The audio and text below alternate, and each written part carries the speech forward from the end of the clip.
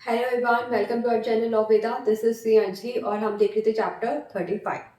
Chapter 35 बात करता है बेल और उसके प्रोविजंस के बारे में। तो कुछ इंपॉर्टेंट सेक्शंस हमने कल कवर कर लिए थे, आज हम देखेंगे आगे के सेक्शन 481। सेक्शन 481 से आज हम स्टार्ट करेंगे। सेक्शन 481 क्या कहता है? सेक्शन 481 कहता है, ये एक सिचुएशन के बारे में बताता है जो है, मान लो एक पर्सन है, ये एक्यूज्ड है। अब इसका जो है ट्रायल चल रहा था, मतलब मजिस्ट्रेट के सामने, कोर्ट के सामने इसका जो है ट्रायल चल रहा था। तो क्या होता है, इसको जो है बेल पर रिलीज कर दिया जाता है। बेल पर रिलीज कर दिया जाता है, तो वो बेल पर जो है रिलीज हो गया, छूट गया। अब जब ये ट्रायल कंप्लीट हो गया तो इससे ये कन्विक्ट नहीं होता, बल्कि ये एक्विट कर देता है इसे कोर्ट। ठीक है, जिस कोर्ट के सामने केस चल रहा था वो इसको एक्विट कर देता है। ठीक है, तो मतलब ये फ्री हो गया अब तो अब क्या होगा? अब जो सामने वाली पार्टी है, जो विक्टिम है, जो हमारा विक्टिम है, वो इससे एग्रीव्ड हो जाएगा और वो क्या करने की सोचेगा? अपील। क्या करने की सोचेगा? अपील दूसरे कोर्ट में। तो अब अपीलेंट कोर्ट जो होगा वो इसकी प्रेजेंस को रिक्वायर कर सकता है। वो बोल सकता है कि बुलाओ इस बंदे को यहाँ पर, हम देखते हैं कि ये कन्विक्टेड है या नहीं। तो इसलिए ऐसे सिचुएशन में इस पर्सन को यहाँ पर आना होगा।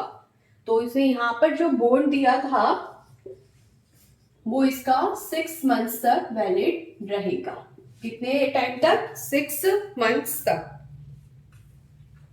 और अगर अपीलेंट कोर्ट या फिर ये वाला कोर्ट इसे बुलाएगा तो इसे प्रेजेंट होना पड़ेगा, अपने बॉन्ड की टर्म्स को कंप्लाई करना होगा। और अगर ये प्रेजेंट नहीं होता तो इसका बॉन्ड फोरफिट हो जाएगा। फोरफिट के प्रोविजंस हमें दिए गए हैं सेक्शन 491 में, जो हम आने वाली क्लासेस में देखेंगे। अगर बॉन्ड फोरफिट होता है तो क्या सिचुएशन रहेगी। तो ये था सेक्शन 481, जहां पे क्या हुआ, किसी पर्सन को हमने बॉन्ड पर छोड़ दिया, लेकिन सामने वाला पर्सन फिर अपील में चला गया, तो उस अपीलेंट कोर्ट के सामने उस पर्सन को आना होगा और ये बॉन्ड हमारा 6 मंथ तक वैलिड रहता है। नेक्स्ट सेक्शन है 482, जो बात करता है एंटिसिपेटरी बेल के बारे में। किसके बारे में बात करता है? Anticipatory bell. हमने कल देखा था, लास्ट क्लास में हमने देखा था कि एंटिसिपेटरी बेल का कॉन्सेप्ट क्या होता है। जब किसी पर्सन को लगता है कि मेरे को जो है फैब्रिकेटेड केस में, झूठे केस में जो है कोई बंदा जेल में भिजवा सकता है, तो वो पहले से ही अप्लाई कर देता है एंटिसिपेटरी बेल के लिए, ताकि इसको जब पुलिस अरेस्ट करने आए तो वो रेडी हो और वो बेल पर छूट जाए। तो वो कॉन्सेप्ट गिवन है हमारा एंटिसिपेटरी बेल में। अब इसको हम डिटेल में देख लेते हैं। तो एंटिसिपेटरी बेल को ग्रांट करने का राइट किस किस का होता है? हाई कोर्ट का और कोर्ट ऑफ सेशन का। किसका? हाई कोर्ट का एंड कोर्ट ऑफ सेशन का। ये दो पावर्स है जो एंटिसिपेटरी बेल को ग्रांट कर सकती है। ठीक है, कौन सी? ये दोनों। अगर किसी को एंटिसिपेटरी बेल चाहिए तो वो कहां लगाएगा? इन दोनों अथॉरिटीज के सामने। ठीक है, अब अगर एंटिसिपेटरी बेल किसी पर्सन को चाहिए तो वो इनके सामने एप्लीकेशन लगाएगा और फाइनली जो है हमारे कोर्ट ऑफ सेशन या हाई कोर्ट कुछ कंडीशंस लगा के उसको एंटिसिपेटरी बेल दे सकते हैं।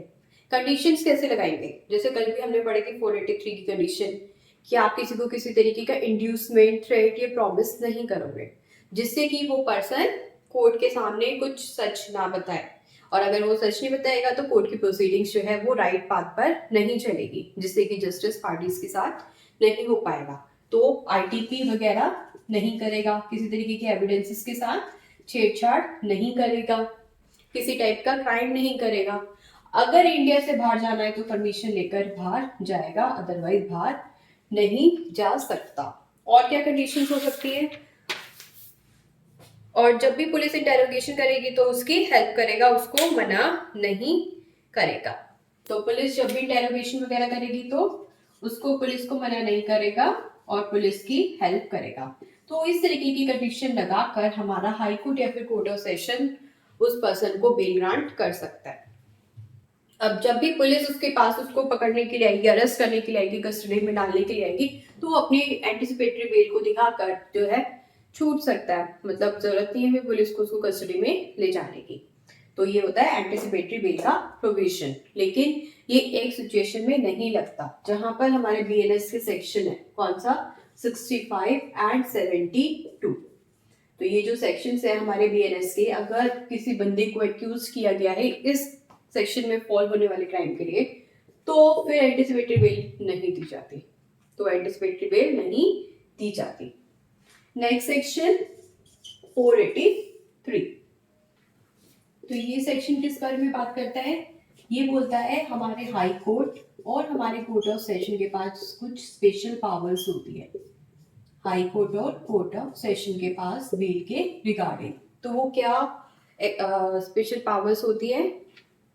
तो अगर किसी बंदे को जो है जेल में डाला गया है, कस्टडी में डाल दिया गया है, तो कोर्ट ऑफ सेशन और हाई कोर्ट उनको जो है बेल ग्रांट कर सकता है। तो वो क्या कर सकता है, बेल ग्रांट कर सकता है अगर हाई कोर्ट या कोर्ट ऑफ सेशन को लगता है तो। दूसरी क्या है, अगर जिस भी कोर्ट ने उनको बेल दी थी, कोई कंडीशन लगा के दी थी, तो वो किसी कंडीशंस को मॉडिफाई भी कर सकते हैं या हटा भी सकते हैं। तो जिस भी कोर्ट से किसी पर्सन को बेल मिली है, उसे कंडीशन लगाई है, तो उन कंडीशंस में चेंज भी कर सकता है हाई कोर्ट या फिर कोर्ट ऑफ सेशन। तीसरी पावर की बात करें तो कोई पर्सन जिसको बेल दे दी गई है, अब लग रहा है कि इसको कस्टडी में डाल देना चाहिए, तो कस्टडी में भी डाल सकता है हमारा कोर्ट ऑफ सेशन या फिर हाई कोर्ट, जिस पर्सन को बेल मिल गई है। लेकिन कोर्ट ऑफ सेशन और हाई कोर्ट को तो ये लग रहा है कि इन पर्सन को कस्टडी में होना चाहिए, जेल में होना चाहिए, तो ऐसा भी कर सकता है। कौन, हाई कोर्ट या फिर कोर्ट ऑफ सेशन। अच्छा, हाई कोर्ट या फिर कोर्ट ऑफ सेशन जो है पब्लिक प्रोसिक्यूटर को इन्फॉर्म करते हैं बेल देने से पहले। कब, जब ऑफेंस इस तरीके का है कि वो एक्सक्लूसिवली ट्रायबल है हमारे कोर्ट ऑफ सेशन के थ्रू। कोई ऑफेंस है जो जिसे सिर्फ court of session he try कर सकता है, तो उस सिचुएशन में पब्लिक प्रोसिक्यूटर को इन्फॉर्म किया जाएगा कि हम उसको बेल दे रहे हैं। या फिर ऐसा ऑफेंस है जहां पनिशमेंट है लाइफ इम्प्रिजनमेंट की, तो वहां पर भी पब्लिक प्रोसिक्यूटर को इन्फॉर्म किया जाएगा कि हम उसको बेल दे रहे हैं। अगर आपको कुछ कहना है, उसकी बेल को कैंसिल करवाना है या उसको बेल नहीं दे हम, कुछ ऐसे सॉलिड ग्राउंड से, तो आप बता दो, तो पब्लिक प्रोसिक्यूटर को इन्फॉर्म किया जाएगा। पब्लिक प्रोसिक्यूटर को 15 डेज के अंदर अंदर इन्फॉर्म कर देंगे। कब, जब बीएनएस के सेक्शन 65, 72, यस, ये दोनों सेक्शंस वही है जो अभी हम पढ़कर आए थे 482 में, एंटिसिपेटरी बेल में, जब यहाँ पे नहीं मिलती। तो ऐसे सिचुएशन में ये वही वाले सेक्शंस है। अगर इस समय कोई क्राइम हुआ है तो 15 डेज के अंदर अंदर पब्लिक प्रोसिक्यूटर को बताना पड़ेगा कि ये बंदा जो है क्या मांग रहा है, बेल मांग रहा है। क्या कर रहा है ये, बेल मांग रहा है, ठीक है। और अगर इस टाइप का ऑफेंस होता है तो जिस भी बंदे ने इंफॉर्मेशन दी थी, इंफॉर्मेंट या फिर इंफॉर्मेंट का कोई ऑथराइज्ड पर्सन वहां पर प्रेजेंट होगा जब एक्यूज को बेल दी जाएगी। तो मान लो कोई इंफॉर्मेंट था जिसके साथ ऑफेंस हुआ है, उसके फादर ने इंफॉर्मेशन दी थी, तो उसके फादर या फादर के द्वारा कोई ऑथराइज्ड पर्सन वहां पर प्रेजेंट होगा जब कोर्ट जो है एक्यूज को बेल ग्रांट करेगा। तो ये पावर्स होती है हमारी स्पेशल पावर्स हाई कोर्ट और कोर्ट ऑफ सेशन के एज पर सेक्शन 483। एक लास्ट सेक्शन आज का देख लेते हैं हम, 484, छोटा सा ही है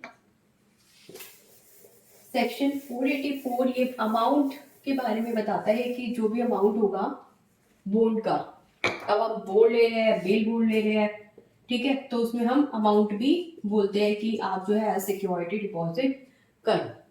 तो ऐसी सिचुएशन में ये जो आप अमाउंट बता रहे हो एक्यूज को डिपॉजिट करने के लिए, वो एज पर कंडीशन होना चाहिए, एक्सेसिव नहीं होना चाहिए, मतलब ज्यादा नहीं होना चाहिए, एक्सेसिव नहीं होना चाहिए, एज पर कंडीशन होना चाहिए। फर्दर हमारे हाई कोर्ट और कोर्ट ऑफ सेशन इस अमाउंट को रिड्यूस भी कर सकते हैं। जो भी कोर्ट ने अमाउंट उसको डिपॉजिट करने के लिए कहा, उसको हमारे हाई कोर्ट या कोर्ट ऑफ सेशन रिड्यूस भी कर सकते हैं। तो ये है सेक्शन 484। आगे के सेक्शंस में बात की गई है श्योरिटीज के बारे में। तो श्योरिटी से रिलेटेड जो भी प्रोविजंस है बेल और श्योरिटी से रिलेटेड, वो हम आगे की क्लास में देखेंगे। Thank you.